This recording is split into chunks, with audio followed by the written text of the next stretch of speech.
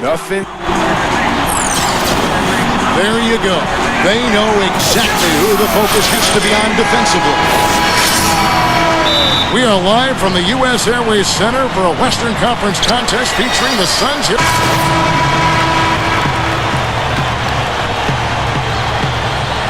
First quarter of basketball, just over 2.5 minutes played.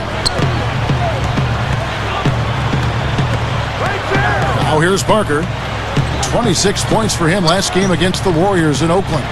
And when you talk about his scoring, Kevin, and with the defense trying to pressure him, I thought he did a really nice job of getting them to overcommit, and that's how he got himself to the free throw line. Shot clock at 2. Nice shot by Ginobili. You know, it went down, guys, but still unusual to go to the leaner there with so much space around. You know, the Spurs have always been built around Tim Duncan, but the last few years they've added more depth than they used to have early in the Duncan era. And so Greg Popovich is playing 9 or 10 guys. They're very deep. They play together. Excellent passing team, and they've become much more up-tempo than they ever were early in that era. Let's go to Doris Burke, who spoke with head coach Alvin Gentry. His side lost their first meeting with the Spurs this year, but felt like they learned a lot from the game. He said everything they do is so precise, so detailed in their offense, that it inspired us to step up our game. We'll need to if we want to get past Duncan and company. Guys, we'll see the lessons they've learned. Thanks a lot, Doris. He kicks to Splitter. The feed to Parker. Shoots over Dragic. Rebound by the Suns. And with the team getting older, you really need to have more depth, and the Spurs have certainly added that. Young or old, every team needs depth, but the Spurs have added the right kind of depth. The players that fit into what they do well, and it's a big part of why they still are able to compete at a high level. Excellent, really solid job, actually, by the defense to get in his way as he was going up for that one. And out of bounds as the Spurs gain possession. Boy, just a brain cramp, guys. And first time out of the game called for Phoenix. And against San Antonio here for the second time this season. You know, they weren't anywhere near their best in that game, but it was a really scrappy performance in the end. Somehow they almost pulled it off, Clark. Yeah, they showed a lot of guts there, Steve. A lot of fortitude, tenacity, perseverance. Even as shaky as they were, they probably felt they should have come out on top. On the court for San Antonio here in the second. And at the 2 and 3, Manu and Leonard. Duncan out there with Boris Diaw. Manu Ginobili, really one of the more unique players in the game. He's fast, he's quick, but it's the angles that he takes on his drives that seems to confound defenders. He just finds a way to get to the rim anytime he wants.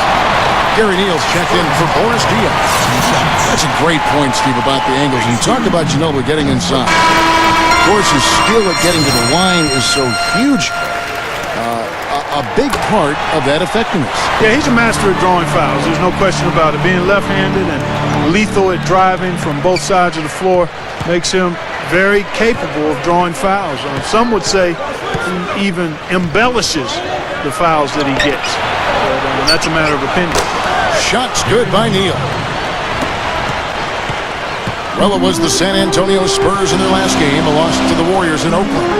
And a loss like that, guys, you just got to flush it down the toilet and put it behind you. Yeah, you do, Steve, but it's much easier said than done. I mean, it's hard not to dwell on the type of poor performance it was for them.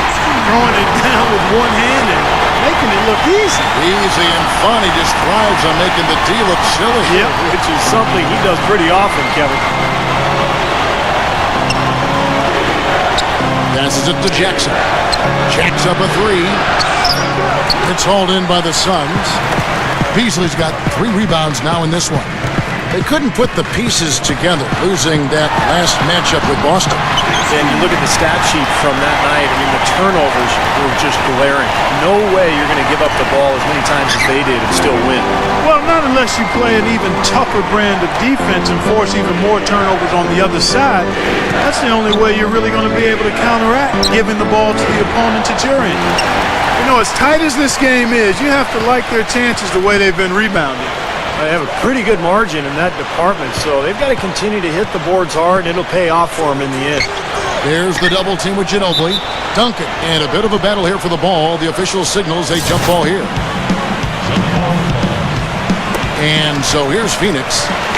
Gortat dishes to Brown. Some changes for Phoenix. Already it's February. Hard to believe. Let's see how the West is matching up. You take a look at the Suns. And, of course, San Antonio right on their heels and with their sights set on gaining ground. When I look at San Antonio, they've had a disastrous season in a lot of ways. I mean, you can tell that by looking at their place in the standings. It's been ugly for them. I don't know how this happened, guys. I really don't. This is a team.